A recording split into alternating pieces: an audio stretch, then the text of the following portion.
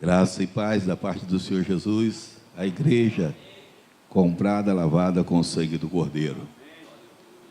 Quero agradecer a Deus pela oportunidade de mais uma vez estar aqui diante deste altar para ministrar a palavra. E uma coisa que eu não consigo me acostumar, mesmo com os anos que nós temos de ministério, eu não consigo ficar à vontade aqui em cima, principalmente quando nós estamos diante de pessoas que precisam ouvir a palavra de Deus. É um perigo aquilo que eu estudei, não sei se é o certo, se é o errado, mas aquilo que Deus nos der nesta noite, certamente é o que falaremos. Estamos dentro do tema deste ano, e é muito interessante quando nós pensamos em prosperidade, e eu em casa estava pensando e lendo, falei assim, meu Deus do céu, se eu não sair próspero dessa vez, nunca mais eu prospero, porque o ano todo eu estou ouvindo, todos os cultos estou ouvindo sobre prosperidade, eu tenho que prosperar. Coloca a sua mão no coração e diz assim, eu tenho que prosperar. Aleluia.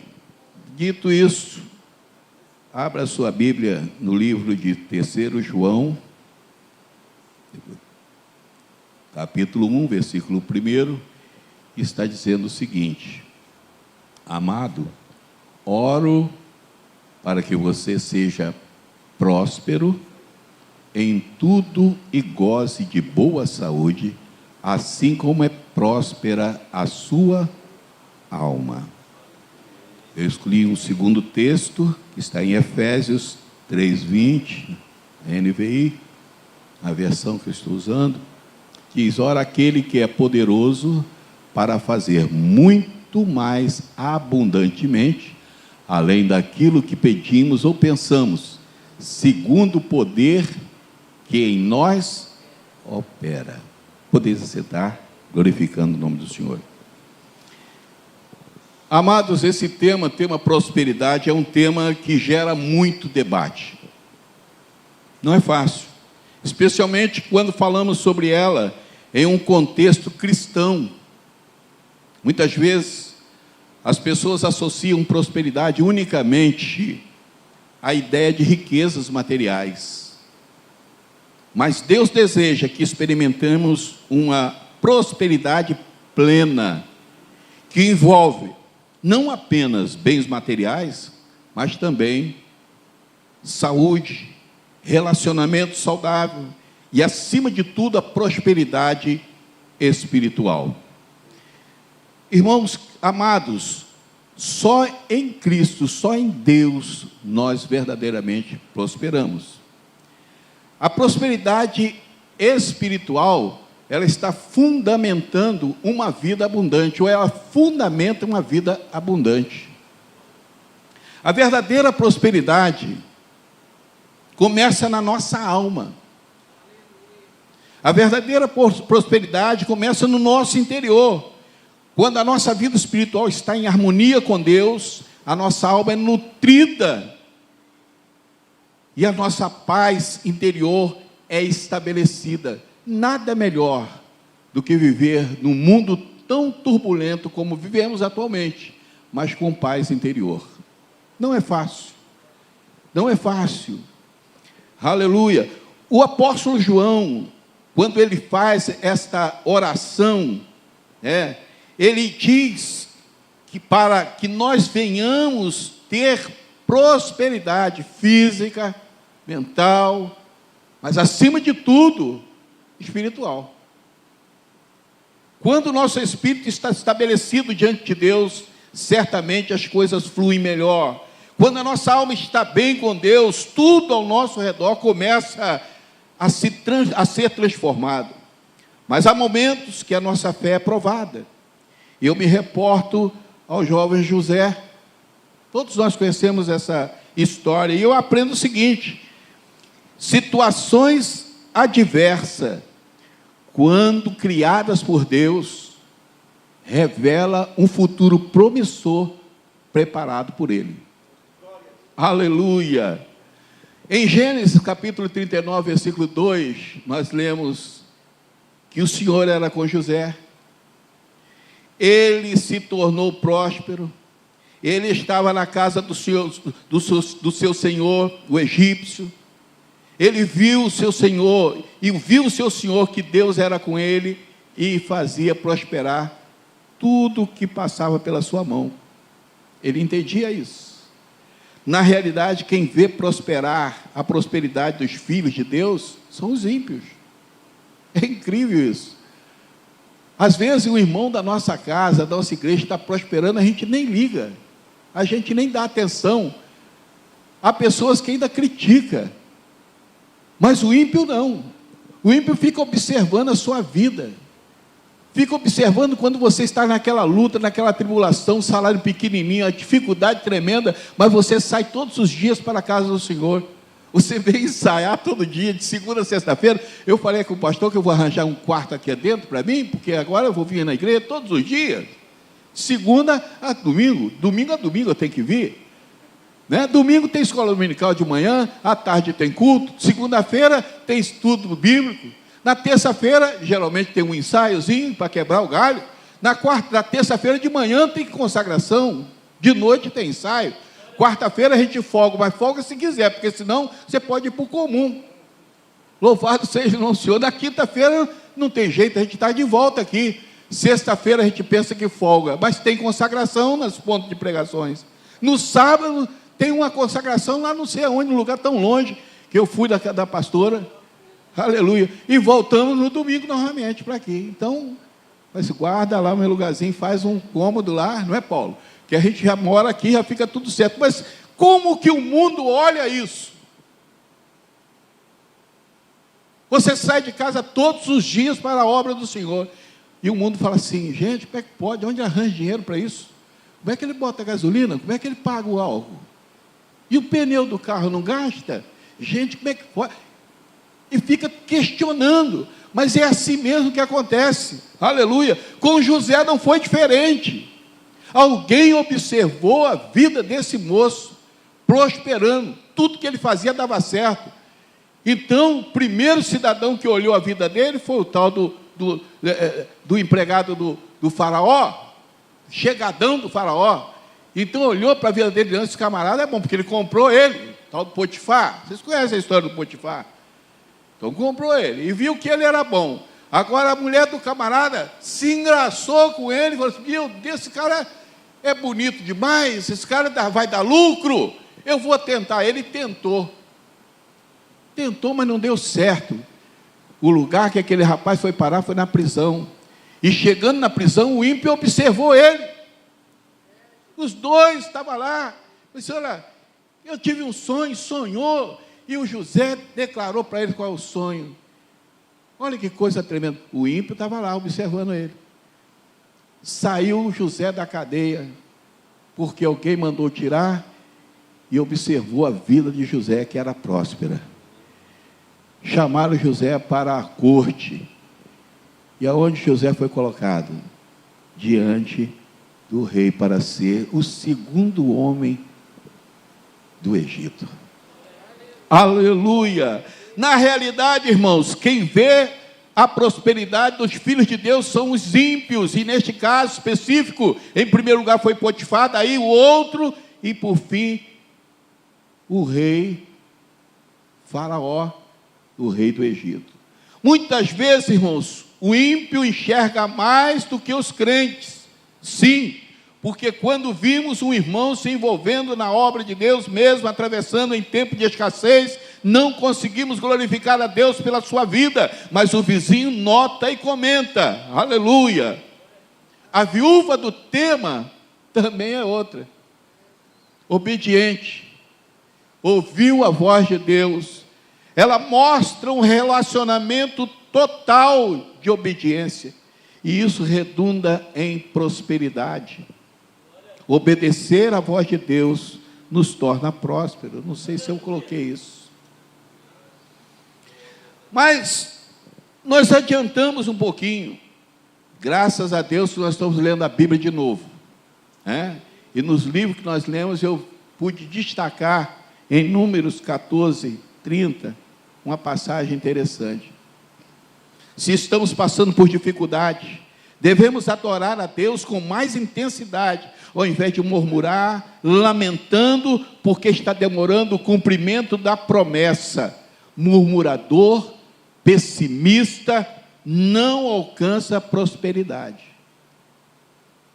Não entrareis na terra. Esta é a palavra, usada em Números 19, fora do contexto, mas dentro do contexto, ela disse, olha, vocês não vão entrar. Quem não vai entrar? Murmurador, espalhador de contenda e notícia de desânimo.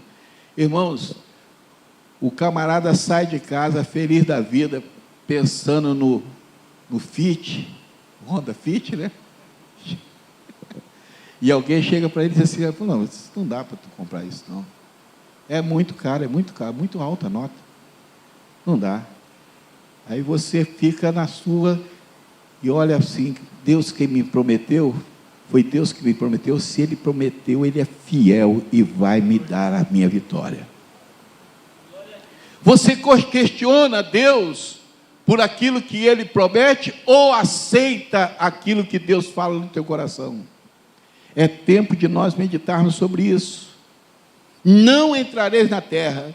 Pessoas vitoriosas não negam que há gigantes na terra. Aqueles homens ficaram apavorados. Foram 12. Os 10 vieram de lá e disseram, olha, terra maravilhosa, terra boa, tudo que planta dá, igual o Brasil, é uma maravilha. Olha, tem tanta coisa boa lá, mas tem gigante, tem muito gigante. Se nós formos lá, nós vamos ser massacrados. Sabe, eu estive olhando aqui, eu falei com os meus companheiros, que a gente parece até formiga na frente deles. Foi essa notícia que espalharam no arraial. Foi assim que eles falaram. Você não vai ser vitorioso. Essa bênção que você está esperando, não vai acontecer agora não. Pode ficar tranquilo.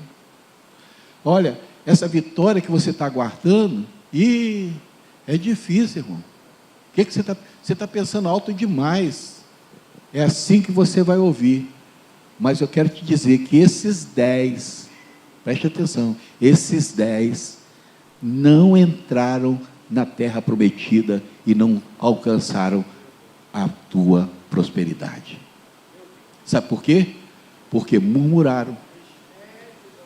Porque espalharam desânimo no meio da igreja. Eu quero te dizer nesta noite, em nome de Jesus, não importa a luta que você está passando, não importa a dificuldade que está diante dos seus olhos, aleluia, mas o nosso Deus é muito maior do que toda essa aflição que você está passando.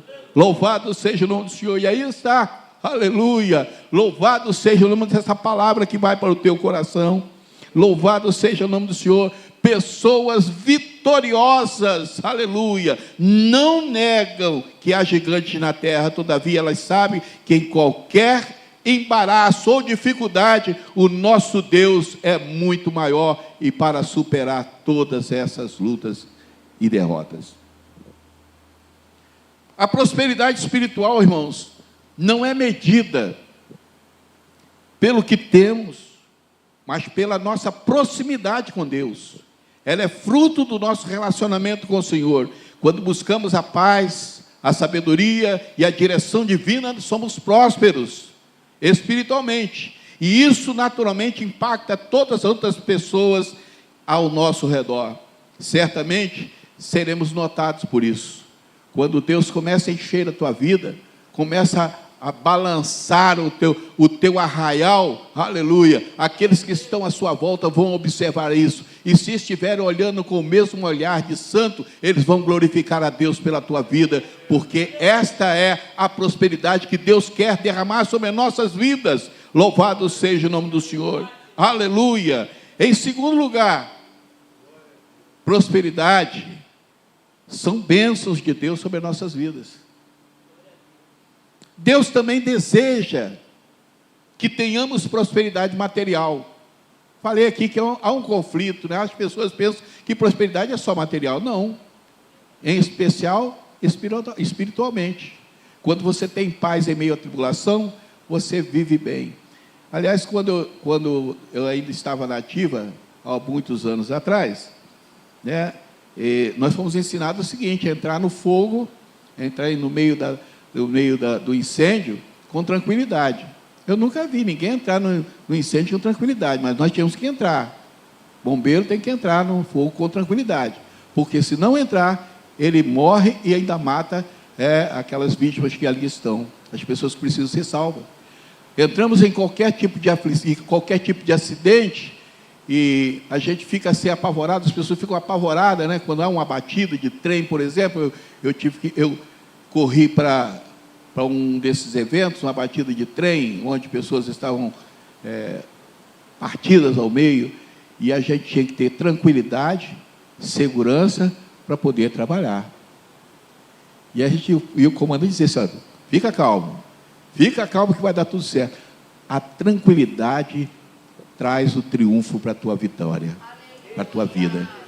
A tranquilidade dá a você a possibilidade de você vencer todos os obstáculos. Irmãos, falar sobre isso não é muito fácil, porque eu dizer que o irmão, fica tranquilo, irmão, no meio da tua luta, é até tranquilo, mas eu dizer para você com segurança que a tua tranquilidade, ela não provém de mim que estou falando, ela provém de Deus que está tocando no seu coração. É de fácil, aleluia, é Ele que traz a paz, é Ele que traz a tranquilidade e o sossego para a tua vida, aleluia, louvado seja o nome do Senhor. No Antigo Testamento, Deuteronômio 28, 11 e 12, nós vemos que Deus promete abençoar o seu povo materialmente. O Senhor dará abundância de bens, aleluia, louvado seja o nome do Senhor, nas suas colheitas e nos rebanhos, e será rico em toda obra das suas mãos. E aí a gente escuta alguns comentários que ser crente não pode ser rico, porque se for rico, afasta-se do Senhor. Eu imagino Abraão, fico olhando a vida dele, camarada rico, desculpe o termo vulgar, podre de rico, andando com tudo que tinha direito, e não abandonou o Senhor, e foi intitulado Pai da Fé. Aleluia, louvado seja o nome do Senhor. Essa promessa de prosperidade material, irmãos, ela está ligada à obediência, ao alinhamento com os princípios divinos. Entretanto, é importante lembrar que a prosperidade material não é o fim, mas um meio para vivermos de maneira plena, para ajudarmos os outros. Em 2 Coríntios, capítulo 9, versículo 8, Paulo diz que Deus nos abençoou para que possamos ser ricos em boas obras. Ou seja, a prosperidade material deve ser usada com sabedoria para expandir o reino de Deus e servir ao próximo. Aleluia. Eu amo meu irmão. Hoje, por exemplo, é difícil comprar café, que está caro. Café está caro. Eu fui hoje no mercado, R$36 o pacote, de meio quilo. Fiquei procurando aquele outro café, mas não achei. Tinha um outro café que não é café, 23. Aí eu falei com a esposa, disse, vamos comprar mate. Então, café, não dá um tempo de café. Mas é isso, eu vejo meu irmão, vou na casa dele, vou fazer uma visita para ele. Olha só que coisa tremenda, isso acontece muito com pastores.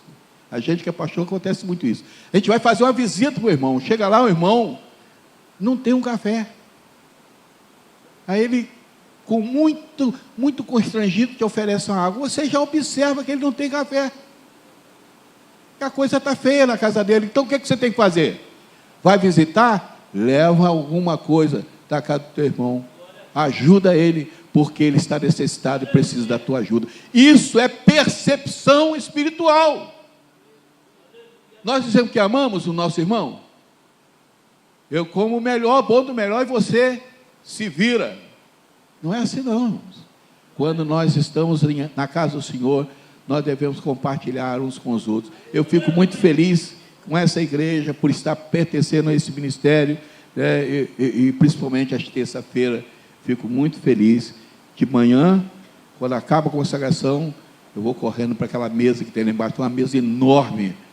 Aliás, todos os cultos aqui sempre tem alguma coisinha, para mastigar no final. Então, é uma igreja próspera. Se essa igreja é próspera, significa que cada um de vocês também abre mão daquilo que o Senhor tem dado em favor do outro. Então, examina. Chega perto do teu irmão, conversa com ele, aquele que sumiu, desapareceu da igreja, você não sabe por quê. Faltou a passagem, ou ele mora longe, há dificuldade, procura. E quando você procurar, o Espírito Santo vai falar dentro de você, do seu coração, olha, leva uma cesta básica para ele. Aleluia, louvado seja o nome do Senhor. Deus não nos abençoa apenas para que vivamos em conforto, mas para que sejamos canais de bênção para os outros. A prosperidade material, quando usada de maneira correta, pode ser uma ferramenta poderosa no reino de Deus. Em terceiro lugar, há que existir um equilíbrio entre a prosperidade espiritual e a prosperidade material.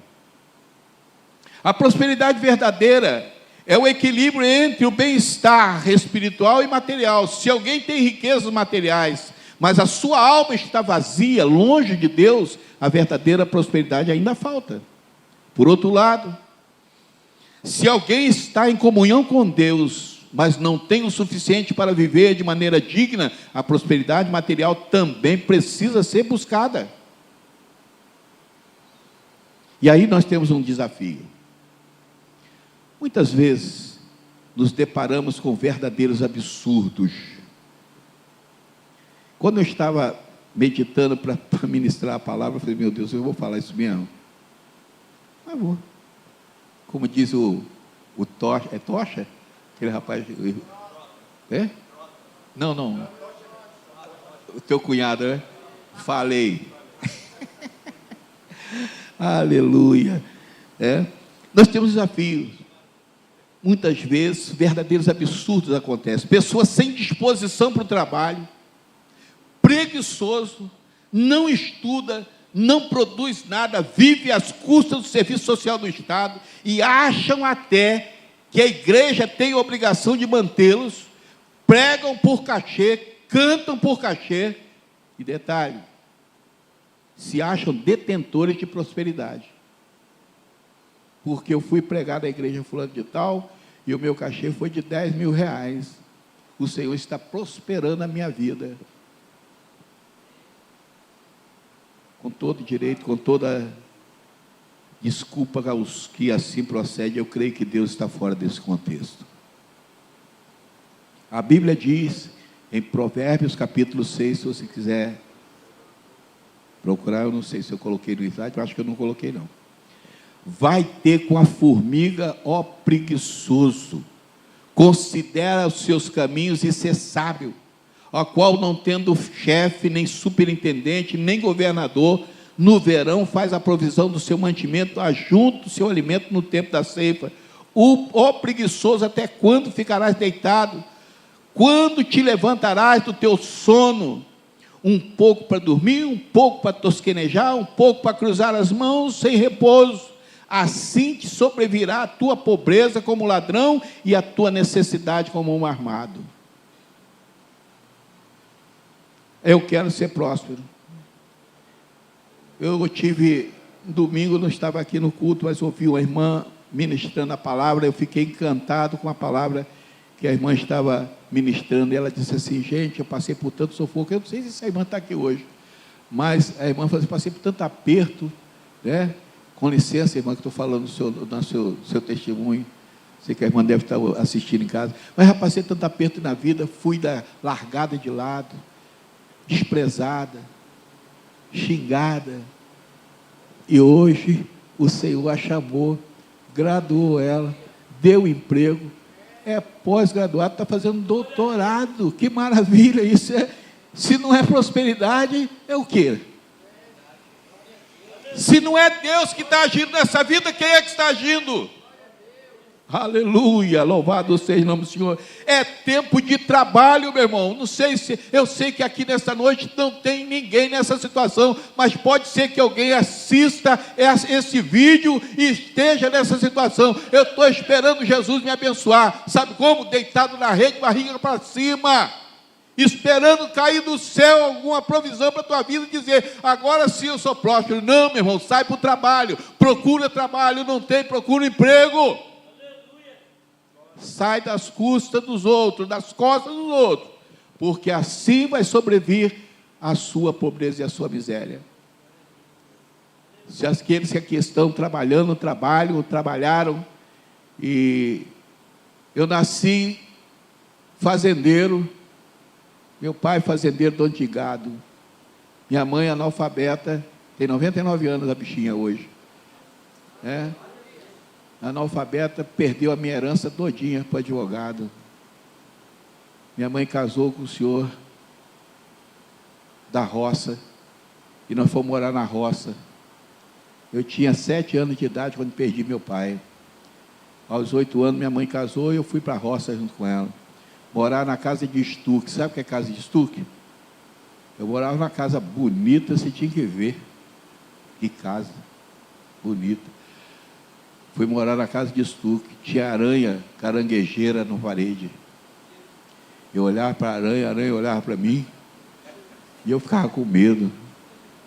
Era rico, irmão. De repente eu fiquei pobre de maré, e vim crescendo na vida. Aos 9 anos de idade, lá na roça, indo para a igreja, não deixava de ir para a igreja não, vivia sob a ameaça da minha avó me ameaçava. Ela dizia assim, vamos para a igreja hoje, porque Jesus pode vir, se você ficar em casa, você vai ficar aí. Minha mãe trabalhava no Rio, minha avó lá no Espírito Santo, e eu tinha que ir com a vovó, ameaçado. Era longe. Ela disse, vamos embora, é assim mesmo, eu ia. Quando voltava do culto, eu falava para a vovó, reclamando, porque era longe. Era assim uma distância como daqui hoje, mais ou menos, mais 2 vezes daqui na casa do estoque, a distância da igreja, longe.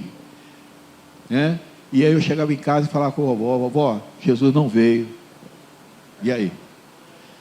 Bom, não veio essa noite, mas pode ser que domingo na escola dominical ele veio, você tem que ir comigo. Aí eu ia com ela, sob ameaça, via ser ameaçada a vida toda, e não consegui, aleluia, sair desta ameaça, fora desse caminho, aguardando Jesus. Hoje eu já falava com meus filhos, olha, vai para a igreja, não fique em casa não, porque se Jesus voltar e você em casa, pegou para o teu lado.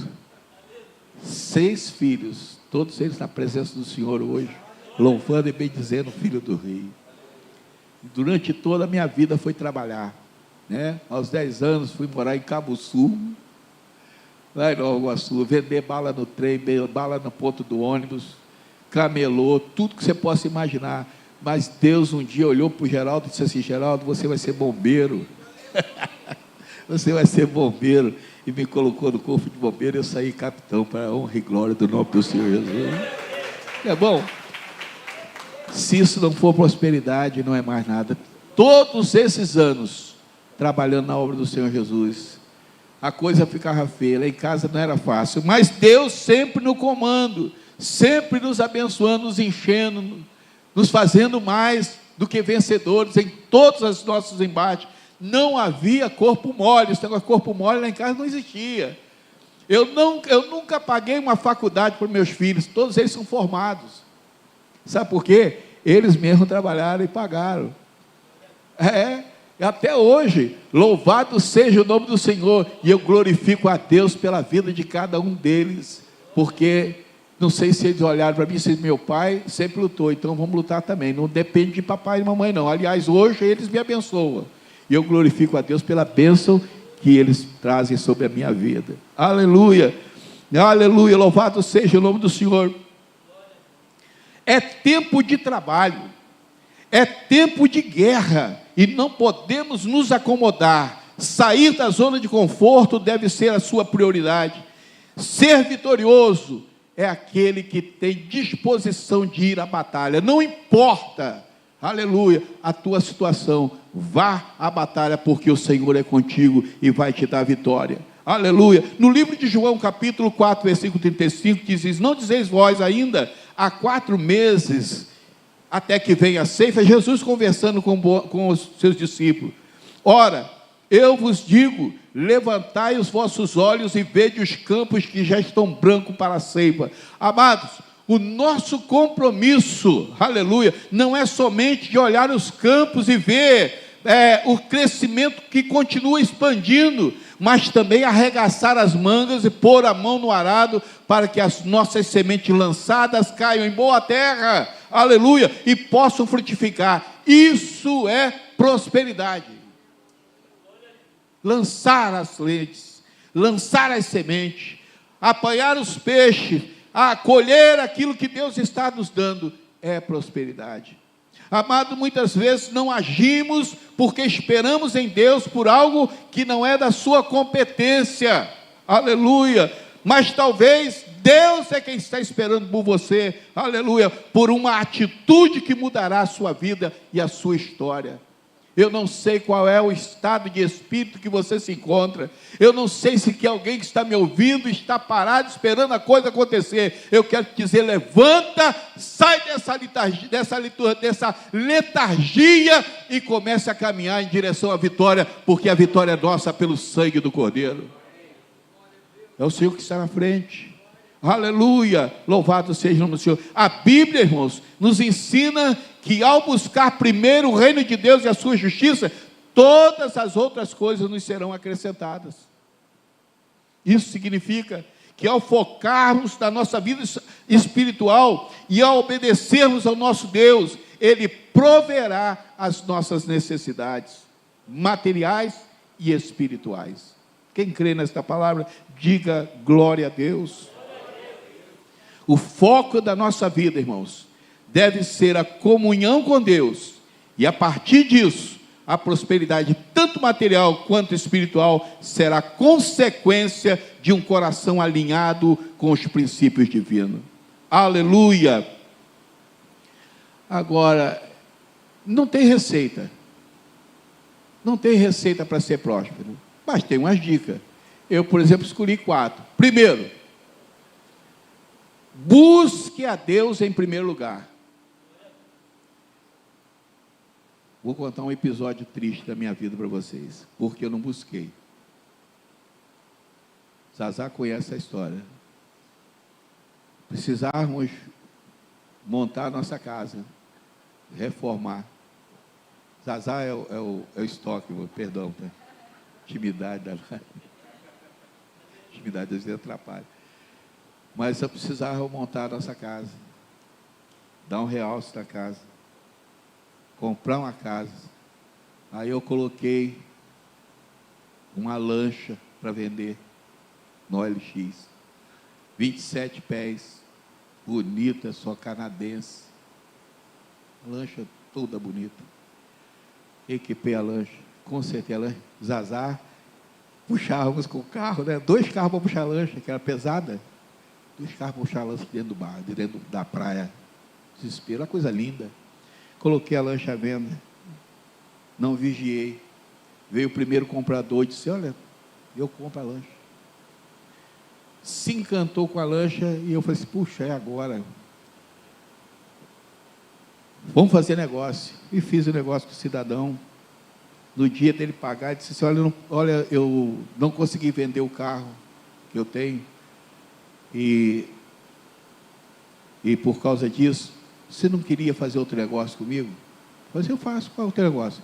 Você quer trocar a lancha no meu carro? Eu falei assim: vender um carro é muito mais fácil que vender uma lancha, não é? Uma lancha é difícil de vender, mas um carro é fácil de vender. Eu falei: vamos trocar. Falei com meu filho, mandei os documentos do carro, tudo direitinho, tudo alinhado, beleza. Mandei e fechamos o negócio. O rapaz pegou a lancha, colocou no caminhão, no reboque, e levou, foi embora com a lancha. Eu fiquei com o carro. 2 dias depois o carro enguiçou. Eu voltei para casa com o carro enguiçado, desenguiçou, e no terceiro dia enguiçou de novo, aí parou de vez, e o rapaz falou assim comigo: olha, senhor, só deixa o carro lá leva o carro para sua casa, que eu vou mandar o mecânico aí na sua casa terça-feira para arrumar esse carro, porque não tinha defeito comigo. Eu falei, perfeito. Deixei o carro na porta de casa e fomos dormir. De manhã cedo, minha esposa acordou mais cedo que eu, a gente morava no segundo andar, ali na ponta da areia. Ela olhou para baixo, você guardou o carro? Eu falei assim, não. Então alguém guardou para você, porque não está lá não. O carro foi furtado. Imediatamente liguei para a delegacia, dei parte, falei com o Zazá correndo junto comigo, vamos correr atrás e tal. Mas, enfim, o carro foi roubado. Alguns dias depois, o rapaz ligou para o Isaías e disse, olha, seu carro é um carro branco, Cobalt branco. Eu falei, é isso mesmo, está aqui, em Miguel Pereira o carro, nós achamos o carro. Eu falei, oh meu Deus, que maravilha, foi achado o carro. Aí fomos lá, eu, Zazá, o outro cunhado meu, subimos a serra e fomos pegar o carro, pegamos o carro. O rapaz deu o carro em segurança, em confiança, né?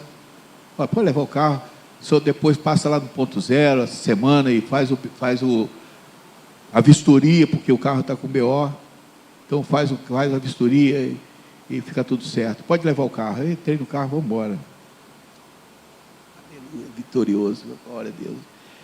Cheguei no ponto zero, vistoriar o carro. Os rapazes olharam assim o carro, o pessoal tem experiência, sabe? Olhou o carro, abriu o capô e disse assim, Frankenstein. Frankenstein. Eu falei, o que é isso? Esse carro é montado, chefe. Está montado. O carro era chassi de um, motor de outro, porta de outro, para-choque. Irmãos, enfim, o carro não era o carro. Perdi o carro. Sabe por quê? Porque eu não busquei a Deus em primeiro lugar. Confiei na minha própria sabedoria. O Senhor até usou, olha que coisa interessante, o Senhor até usou minha esposa. Ela não gostou do carro, a esposa do Zazá também não gostou do carro. O carro não tinha nada, mas elas não gostaram do carro. Não gostaram. Eu devia ter ouvido ela. Perdi a lancha e perdi o Cobalt.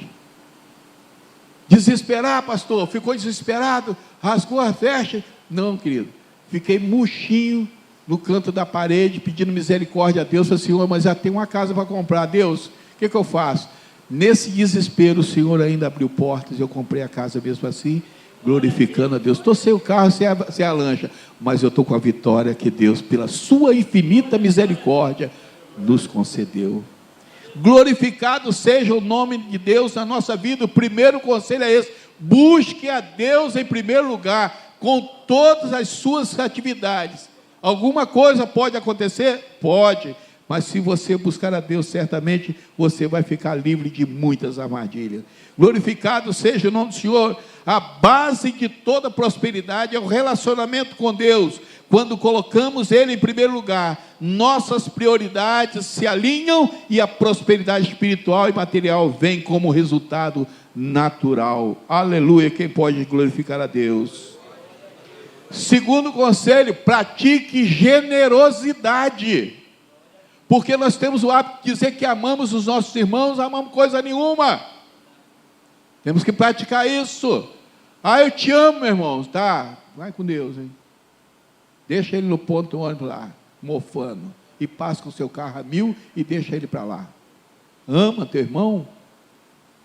A Bíblia diz em Lucas 6,38, dai e ser-vos-á dado. Ao praticarmos a generosidade, estamos criando um fluxo de bênção que impacta não apenas a nossa vida, mas também a vida de outros. Amém? Terceira dica: seja fiel nos pequenos detalhes. Deus abençoa aqueles que são fiéis nos pequenos detalhes. A prosperidade, tanto espiritual quanto material, exige diligência, responsabilidade e sabedoria no dia a dia. Cuide da tua vida espiritual, mas cuide da tua vida material também. Em quarto lugar, tenha uma visão a longo prazo. A prosperidade espiritual e material, irmãos, ela não ocorre de um dia para o outro. Ao confiarmos em Deus, a nossa confiança e fé vão se fortalecer, e o tempo trará os frutos da nossa semeadura. Às vezes nós queremos que Deus realize agora. Eu preciso agora, eu quero agora, eu quero agora, eu quero. A gente faz pirracinha, biquinho para o Senhor, dizendo eu quero já. Mas Deus não quer te dar aquilo naquele momento, porque aquele momento não é um momento propício.